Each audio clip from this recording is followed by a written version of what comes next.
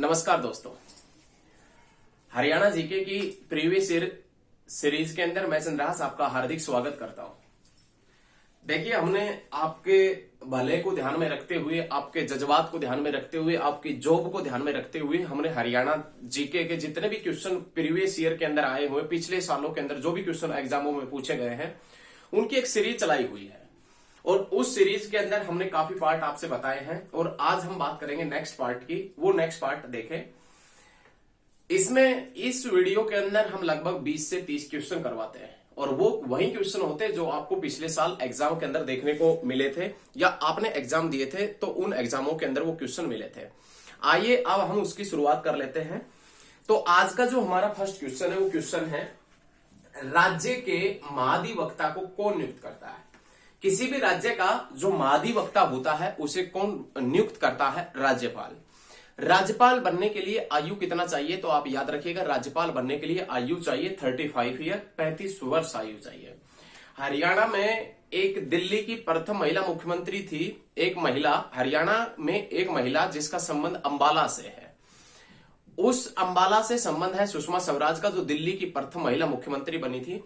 और वो सुषमा स्वराज जिसके पति का नाम था कौशल स्वराज, सबसे कम उम्र में राज्यपाल भी बने थे कौशल स्वराज। कौशल स्वराज याद रखिएगा, सुषमा स्वराज का कौशल स्वराज के साथ में कौशल स्वराज के साथ में जो विवाह हुआ था वो कब हुआ था? 1975 के अंदर। सुषमा स्वराज का जन्म कब हुआ था? 1952 में, जो पिछली सरकार में विदेश मंत्री हुआ करती थी। देखें, आगे देखें, नेक्स्ट पॉइंट देखें।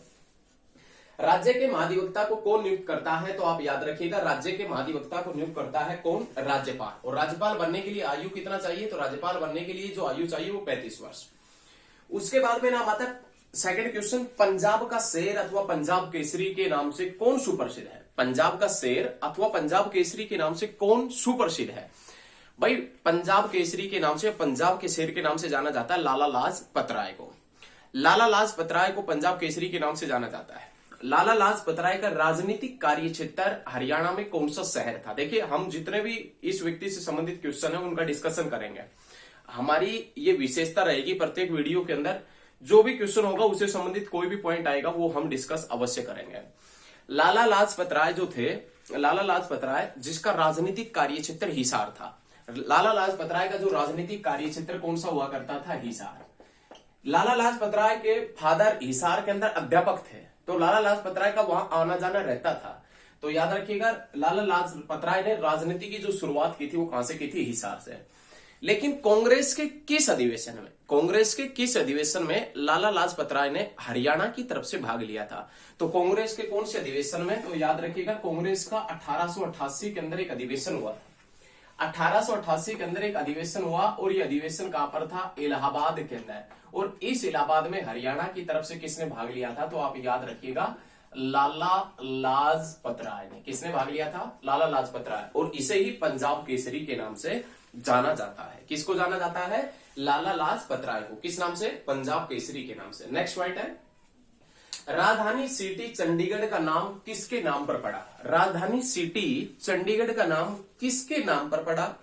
हिंदू देवी चंडी के नाम पर, चंडी नदी के नाम पर, चंडीदास के किले के नाम पर, या चंडी पर्वत के नाम पर? तो याद रखिएगा, हिंदू देवी चंडी के नाम पर या चंडी मंदिर के नाम पर। चंडीगढ़ जो शहर है उसकी नींव कब डाली गई थी? 1952 में। देखिए, चंडी मंदिर के नाम पर ही पड़ा है चंडीगढ़। और चंडीगढ़ जो शहर है उसका जो नींव है वो चंडीगढ़ की नींव कब डाली गई थी? 1952 में। और चंडीगढ़ किसके सपनों का शहर है? तो आप याद रखिएगा, पंडित जवाहरलाल नेहरू के सपनों का शहर। लेकिन चंडीगढ़ के डिजाइनर कौन थे? तो चंडीगढ़ के जो डिजाइनर हुआ करते थे वो लिक्का बुर्जियर थे। और लिक्का बुर्जियर कौन से देश से थे? तो याद रखिएगा, फ्रांस से। फ्रांस की राजधानी क्या है? पेरिस। पेरिस कौन सी नदी के ऊपर है? सीन नदी के ऊपर स्थित है। कौन सा शहर? पेरिस। चंडीगढ़ शहर है वो पंडित जवाहरलाल नेहरू के सपनों का शहर है, जो हिंदू देवी चंडी के नाम पर पड़ा है जिसका नाम, और 1952 में जिसकी नींव रखी गई थी। चंडीगढ़ के डिजाइनर हुआ करते थे लिक्का बुर्जियर। तो ये सभी पॉइंट आप साथ के साथ में नोट करते हुए चलिएगा।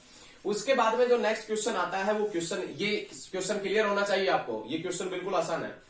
नेक्स्ट क्वेश्चन है, बौद्ध काल के किन महाजनपदों में आधुनिक हरियाणा के क्षेत्र शामिल थे? बौद्ध काल के किन महाजनपदों में आधुनिक हरियाणा के क्षेत्र शामिल थे? फर्स्ट ऑप्शन है कुरु और पांचाल। कुरु और पांचाल, बी ऑप्शन है कौशल और वज्जी, सी ऑप्शन है सूरसेन और अवंती और डी ऑप्शन है अस्मक और वत्स। तो याद रखिएगा बौद्ध काल के किन महाजनपदों में आधुनिक हरियाणा के क्षेत्र शामिल थे, तो उसमें नाम आता है कुरु और पांचाल। याद रखिएगा इन महाजनपदों के मध्य हरियाणा स्थित था, कौन से काल में, बौद्ध काल के अंदर। बहुत अच्छा क्वेश्चन है भाई, बहुत अच्छा क्वेश्चन है, ये क्वेश्चन लगभग एग्जाम में पूछे जाते हैं। हरियाणा के महेंद्रगढ़ जिले का मुख्यालय कहां पर है? ये साधारण सा क्वेश्चन है, आपको ये वीडियो देखकर कभी कभी ऐसा लगता होगा कि बहुत आसान से क्वेश्चन आते हैं, लेकिन जब पेपर होता है ना तो तब दिक्कत हो जाता है। हरियाणा के जो महेंद्रगढ़ का मुख्यालय है, वो महेंद्रगढ़ का मुख्यालय पड़ता है नारनौल में। नारनौल जिसका पुराना नाम है नर राष्ट्र, जहां पर शेरशाह सूरी का बचपन बीता था। नारनौल जिसका पुराना नाम है नर राष्ट्र, जहां पर शेरशाह सूरी का बचपन बीता था। नारनौल हरियाणा का एकमात्र जिला जिसका मुख्यालय दूसरी जगह पर है, महेंद्रगढ़। महेंद्रगढ़ का मुख्यालय कहां पर है? नारनौल में।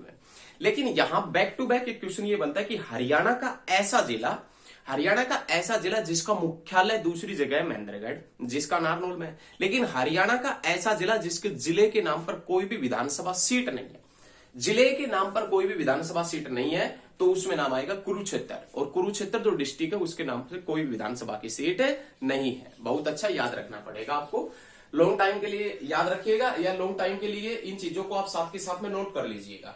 उसके बाद में नेक्स्ट पॉइंट बनता है, इनमें से कौन सी हरियाणा राज्य की कमिश्नरी है? हरियाणा के अंदर कितनी कमिश्नरी है, तो वो पूछ रहा है। इनमें से कौन सी हरियाणा राज्य की कमिश्नरी है? अंबाला, रोहतक, हिसार या यह सभी? तो आप याद रखिएगा यह सभी। तो ये सभी पॉइंट आपको क्लियर होने चाहिए। उसके बाद में पानीपत की पहली लड़ाई खालिस्तान वर्ष में लड़ी गई थी।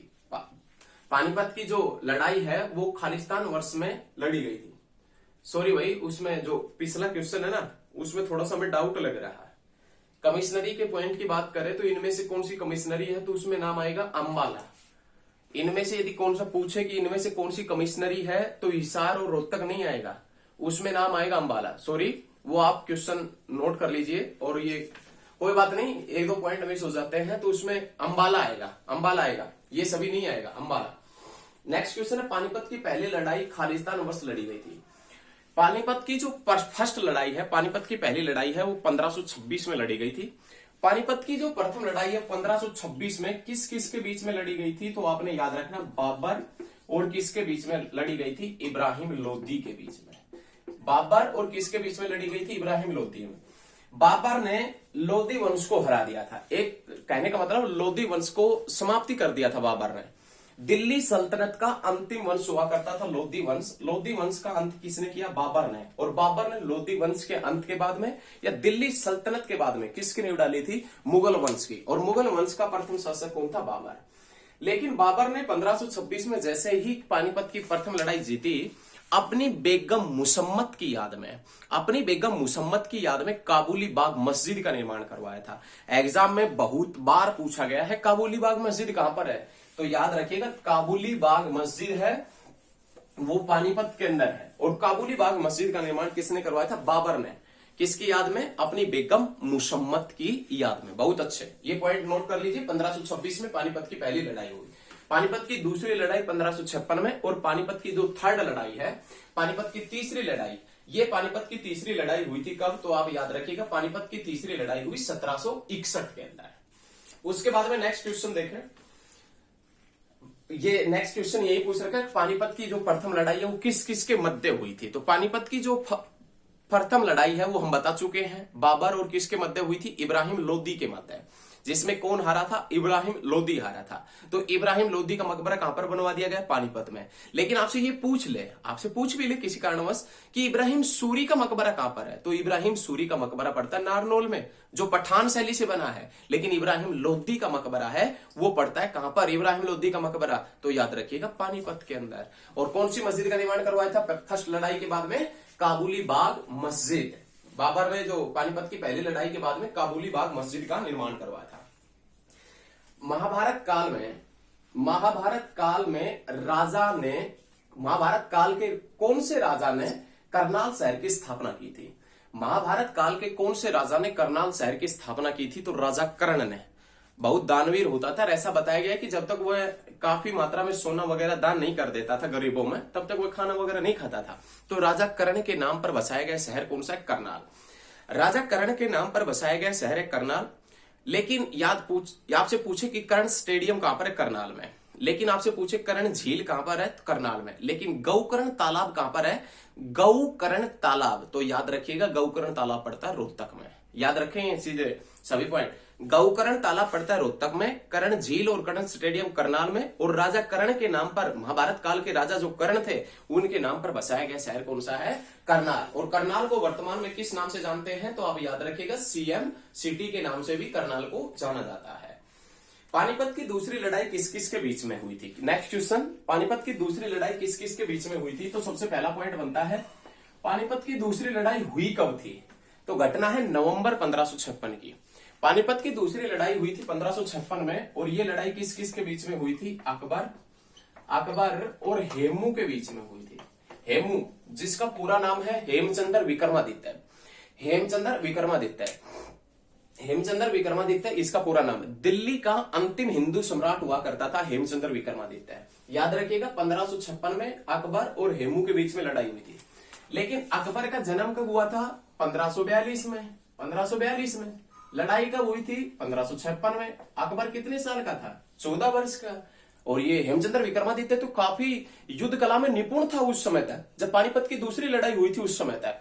तो अकबर का इस युद्ध में संरक्षक कौन था? तो आप याद रखिएगा बैरम खां। इस युद्ध में पानीपत की दूसरी लड़ाई में अकबर का संरक्षक बैरम खां था। और पानीपत की दूसरी लड़ाई नवंबर 1556 में हुई थी, और अकबर और किसके मध्य हुई थी? हेमू के मध्य। और दिल्ली का अंतिम हिंदू सम्राट भी कौन हुआ करता था? तो आप याद रखिएगा दिल्ली का अंतिम हिंदू सम्राट कौन था? तो ये पॉइंट याद रखिएगा, हेमचंद्र विक्रमादित्य, जिसका संबंध कहां से है? रेवाड़ी से। रेवाड़ी का नाम किसके नाम पर पड़ा है? रेवती किसकी पत्नी थी? बलराम की पत्नी थी। देखें नेक्स्ट क्वेश्चन है पानीपत की तीसरी लड़ाई कब हुई थी? तो पानीपत की तीसरी लड़ाई हुई थी 1761 में। पानीपत की जो तीसरी लड़ाई है वो 1761 में हुई थी। पानीपत की तीसरी लड़ाई 1761 में किस किस के मध्य हुई थी? तो याद रखिएगा कि अहमद शाह अब्दाली और किसके मध्य हुई थी? मराठों के मध्य। और कौन आ रहे थे? मराठे आ रहे थे। और इस युद्ध में कौन आ रहे थे? तो हेमू आ रहा था। याद रखिएगा पानीपत की तीसरी लड़ाई 1761 में अहमद शाह अब्दाली और मराठों के बीच में हुई थी। लेकिन पानीपत की तीसरी लड़ाई में, पानीपत की जो तीसरी लड़ाई हुई थी उस युद्ध में मराठों का सेनापति कौन था? तो याद रखिएगा सदाशिवराव भाऊ। कौन हुआ करता था? सदाशिवराव भाऊ। ये पानीपत की तीसरी लड़ाई में मराठों का सेनापति था। पानीपत की तीसरी लड़ाई में मराठों का सेनापति कौन था? सदाशिवराव भाऊ हुआ करता था। बहुत अच्छे, साथ के साथ में नोट करते हुए चलिएगा।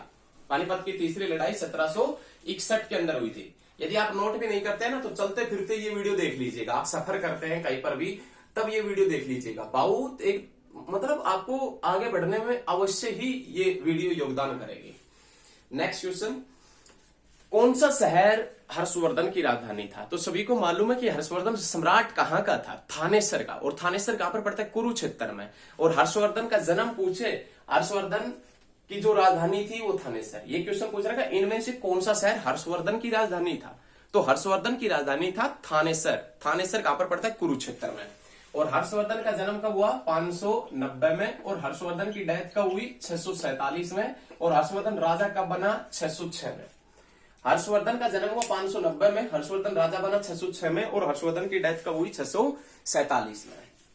ये हर्षवर्धन जिसके शासनकाल में एक चीनी यात्री आया था जिसका नाम था हेनसांग, और उस हेनसांग ने अपनी पुस्तक में भी कौन से नगर का वर्णन किया है? थानेसर नगर का वर्णन किया है। याद रखिएगा, ये आपने सभी को याद रखना है। सभी पॉइंट क्लियर होने चाहिए कि हर्षवर्धन से संबंधित। हरियाणा में सांग का प्रारंभ मेरठ के किस कलाकार से माना जाता है? हरियाणा में सांग का प्रारंभ मेरठ के किस कलाकार से माना जाता है? ऑप्शन सुन लीजिए, ए मांगेराम, बी अलीबख्श, सी किशनलाल भट्ट और डी दीपचंद। तो याद रखिएगा किसको माना जाता है? किससे माना जाता है? किशनलाल भट्ट से माना जाता है। हरियाणा में सांग का प्रारंभ मेरठ के किशनलाल भट्ट से माना जाता है। ये पॉइंट नोट कर लीजिए। पिंजौर में स्थित गार्डन का नाम क्या है? पिंजोर जो कहां पर पड़ता है, देखिए पिंजोर जो है ये कहां पर पड़ता है, पंचकुला के अंदर। पिंजोर के अंदर जो स्थित गार्डन है उसका नाम ये पूछ रहा है, तो पिंजोर के अंदर एक गार्डन पड़ता है जिसका नाम है यादवेंद्र गार्डन। और ये यादवेंद्र गार्डन जो पिंजोर के अंदर पड़ता है, जिसे पुराने समय में किस नाम से जानते थे, मुगल गार्डन के नाम से। किस नाम से, मुगल गार्डन के नाम से। और वर्तमान में किस नाम से जाना जाता है, मुगल गार्डन को वर्तमान में किस नाम से जाना जाता है, तो आप याद रखिएगा उत्तर भारत का नंदन वन। उत्तर भारत का नंदन वन के नाम से इसे जानते हैं।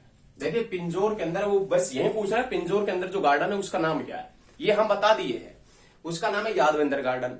लेकिन यादवेंद्र गार्डन जिसे पुराने समय में मुगल गार्डन के नाम से जानते थे, और ये इसे वर्तमान में उत्तर भारत का नंदनवन भी कहते हैं। यादवेंद्र गार्डन किस लिए प्रसिद्ध है, तो इस यादवेंद्र गार्डन के अंदर एक मेला लगता है प्रसिद्ध, और वो मेला किसका है, तो आमों का प्रसिद्ध मेला लगता है। किसका मेला लगता है, आमों का प्रसिद्ध मेला लगता है एक आमों का। वो कहां पर लगता है, यादवेंद्र गार्डन में।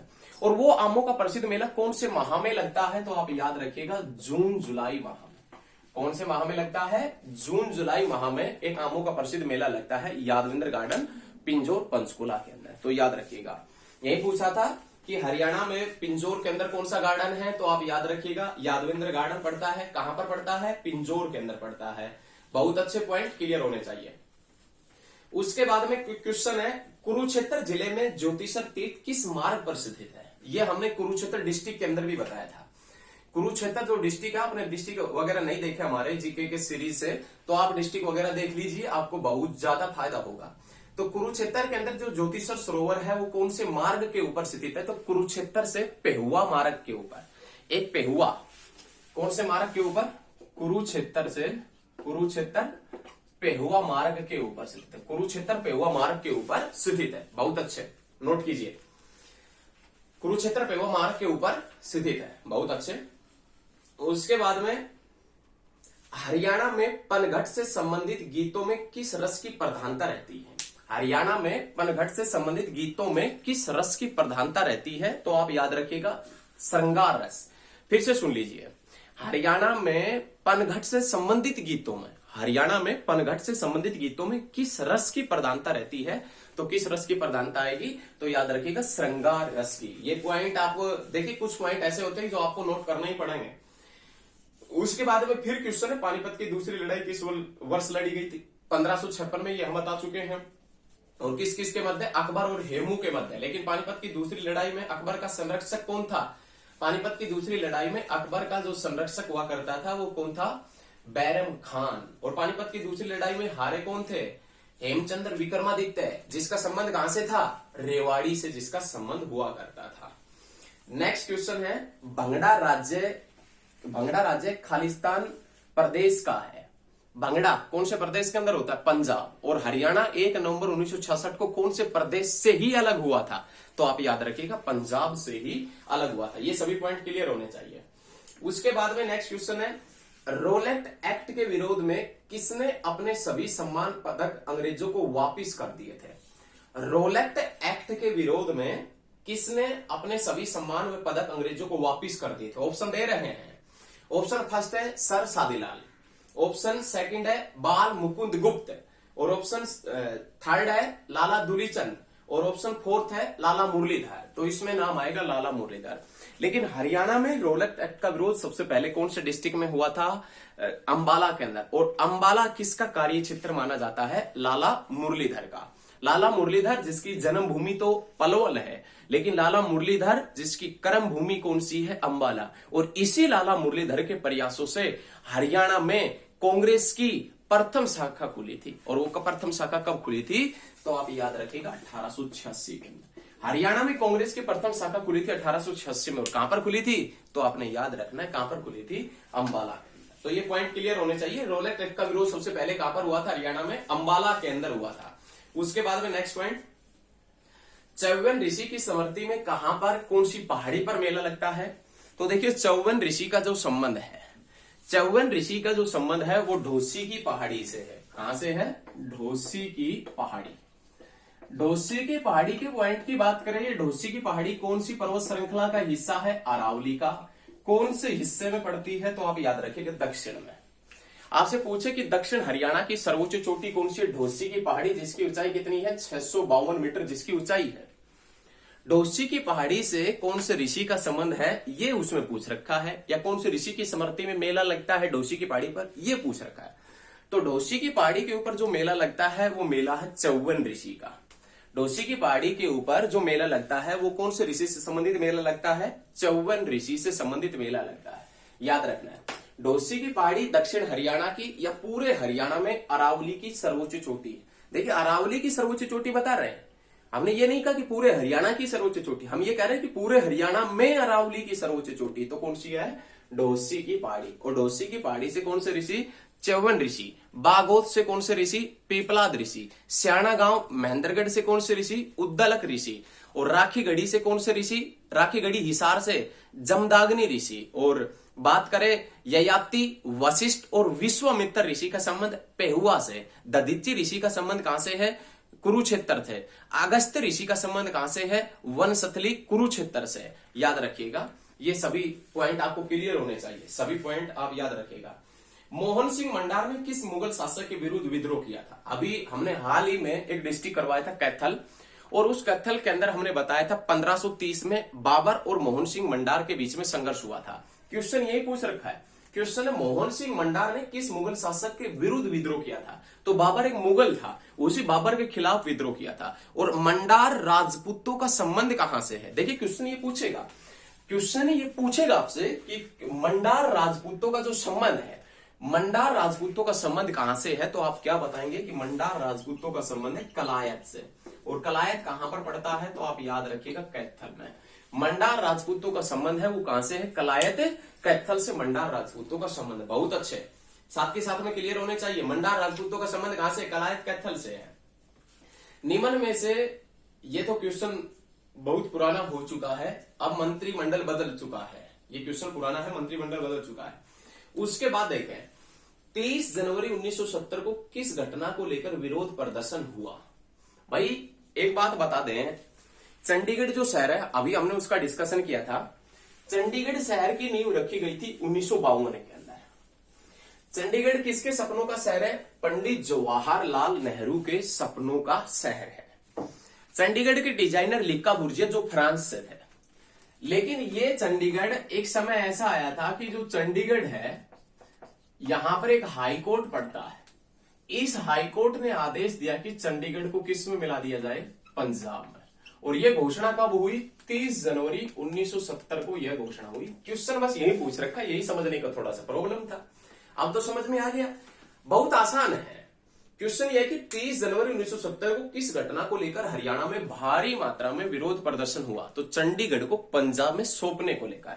30 जनवरी 1970 में हाईकोर्ट ने यह कह दिया कि चंडीगढ़ को पंजाब में सौंप दिया जाए, लेकिन उस समय हरियाणा के अंदर भारी विरोध प्रदर्शन हुए थे, तो चंडीगढ़ हाईकोर्ट ने अपना फैसला बदला था और फिर से चंडीगढ़ को हरियाणा और पंजाब की राजधानी बनाया था, याद रखिएगा।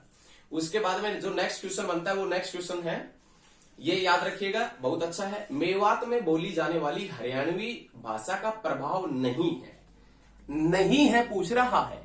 मेवात में बोली जाने वाली हरियाणवी भाषा का प्रभाव नहीं है। ऑप्शन ब्रज, पंजाबी, बांगरू, राजस्थानी। तो याद रखिएगा ब्रज का भी है, बांगरू का भी है, राजस्थानी का भी है, लेकिन पंजाबी का नहीं है। तो ये पॉइंट याद रखिएगा, मेवात के अंदर पंजाबी भाषा का बिल्कुल भी वर्णन नहीं मिलता है। ये सभी पॉइंट क्लियर होने चाहिए, ये याद रखिएगा। उसके बाद में online travel portal, online travel portal, online travel portal make my trip, make my trip का मुख्यालय किस शहर में है? Online travel portal make my trip, trick नहीं, ट्रिप, मेक माई ट्रिप का मुख्यालय कहां पर है? देखिए मेक माई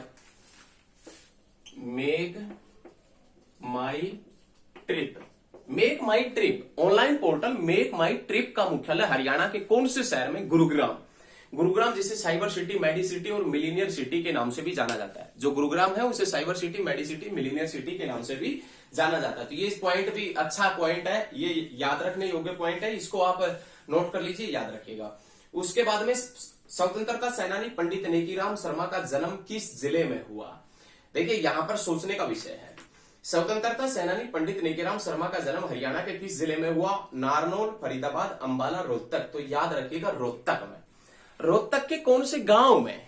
कैलंगा गांव में। कब हुआ? 1887 के अंदर। याद रखिएगा रोहतक के कैलंगा गांव में पंडित नेकीराम शर्मा का जन्म होता है। और वो जन्म होता कब है? 1887 के अंदर उनका महान व्यक्ति का जन्म हुआ। ये वही पंडित नेकीराम शर्मा है जिसने भिवानी से संदेश नामक साप्ताहिक समाचार पत्र निकाला था 1930 के अंदर। याद रखिएगा ये नेकीराम शर्मा 1916 में बाल गंगाधर तिलक के स्वराज अभियान के सदस्य भी बने थे। उसके बाद में आज का जो लास्ट पॉइंट है, ये पॉइंट क्लियर होने चाहिए। लेकिन आज का जो लास्ट पॉइंट है वो है बड़खल झील कौन सी पहाड़ियों से घिरी है? इस वीडियो को हमने जिक्र पीछे भी किया था और आगे भी करते रहेंगे। बड़खल झील हरियाणा के कौन सी दिशा के अंदर है? दक्षिण के अंदर। दक्षिण के अंदर कौन सी पहाड़ियां मिलती है?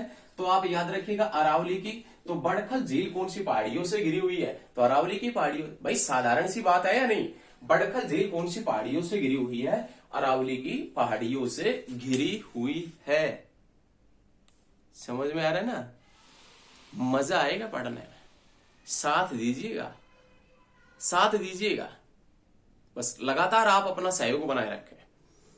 आज के जो भी 25 से 30 के बीच में जो क्वेश्चन हुए हैं ऐसे ही हम प्रत्येक वीडियो के अंदर करेंगे।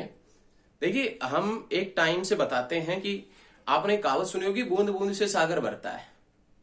तब आपके माइंड में आया होगा कि बूंद बूंद गिरा दे हम देखेंगे कहां सागर भरेगा। भैया आज जो हमने ये डिसाइड किया है कि हम रोज के 25 क्वेश्चन करवाएंगे, तो ये क्वेश्चन एक टाइम ऐसा आएगा कि इन क्वेश्चनों का बहुत बड़ा विस्तार हो जाएगा। लगातार आप वीडियो को देखते रहें और अंत तक देखें। और वीडियो को यदि आपको अच्छा लगता है तो ज्यादा से ज्यादा चैनल को सब्सक्राइब करें, लाइक कमेंट और वीडियो को ज्यादा से ज्यादा शेयर करें। धन्यवाद। मिलते हैं बहुत जल्द नेक्स्ट वीडियो में।